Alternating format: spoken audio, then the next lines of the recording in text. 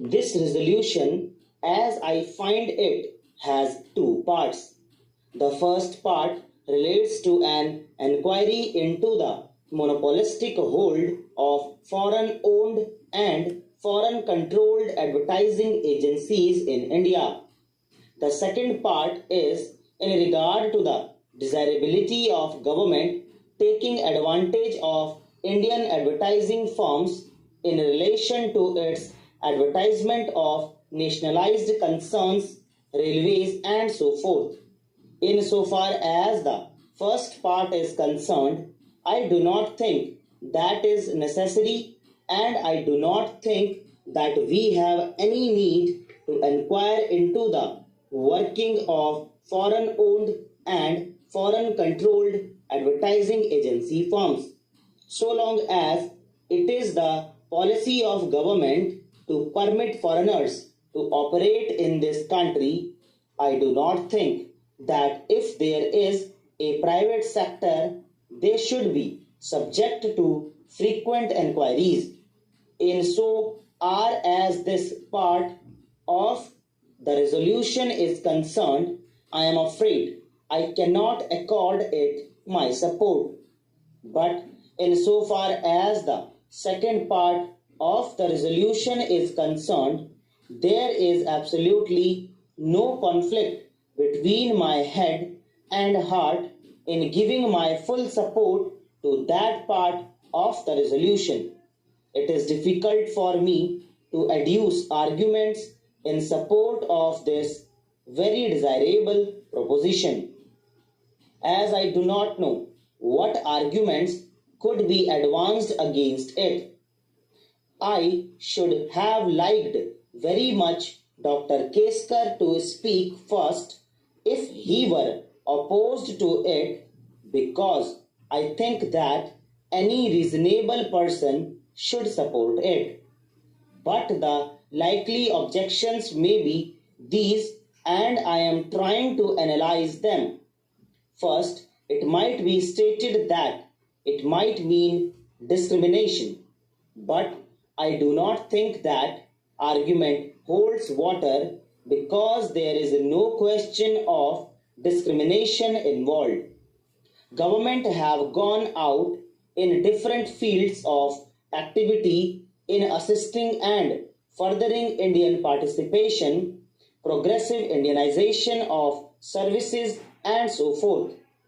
Even in the tea industry, I believe the government is trying to break the monopoly of foreign tea broking firms by supporting the rise of Indian firms in the tea broking business, which is a very specialized and a kind of monopolistic business. So I do not think that Dr. Keskar would advance that argument at all, because that is a preposterous argument. The second argument may be that we have not firms of sufficient quality and standard.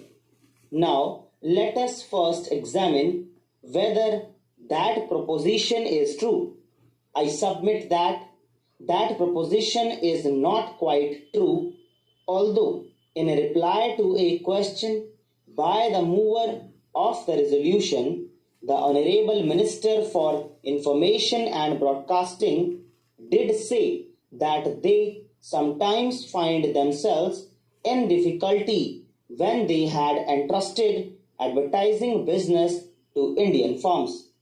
Now, I do not know if you are aware that one of the most important advertisements that appear in papers is that of the tea board, and that advertisement is, I think, by an Indian agency.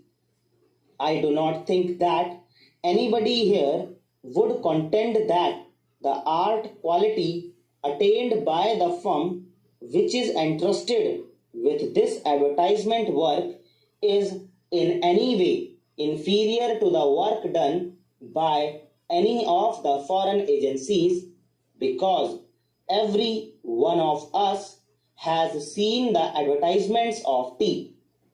And as for myself, I can say that I am perfectly satisfied with the quality of work done by that firm. Now, if that is so, then it cannot be contended that there are no Indian firms of adequate standard and quality. The question then may be asked that there are not sufficient numbers of such Indian firms, and if there are not sufficient numbers, then all the advertisements could not probably be entrusted to them to be properly handled. On that, I have not, I am afraid, sufficient information. Probably the Honorable Minister knows better as to how many Indian firms there are who can compare favorably or who are probably better than foreign advertising firms. But to the extent that there can be no argument that so far as government advertising work is concerned, it should be entrusted to such firms. I understand that these Indian advertising agency firms had met government and they were given certain assurances. And I find that the Ministry of Production had, subsequent to the meeting, issued directives to all corporations under its control to make use of Indian advertising agencies. I should have thought that that directive would have been based on an appreciation of the work that could be performed by the Indian advertising agency firms. But the surprising part of it is that even thereafter, many public undertakings like NEPA Mills and the new nationalized insurance corporations have entrusted their work to foreign agencies. This certainly is surprising. I had said just now that a question might be asked as to whether there were sufficient firms of the requisite standard available to handle all the work. If there are not, I believe that there is a duty cast upon government to create conditions so that an adequate number of firms of the requisite standard may come up. Everybody is aware that advertising is a specialized job. Then there should be provision for the training of personnel. I find in the memorandum which the Indian advertising agency firms submitted to the government that they had also made certain proposals in this regard. I should very much like to know if government has taken any action in this regard, because it is desirable that Indian personnel should be trained to equip themselves for this highly specialized work.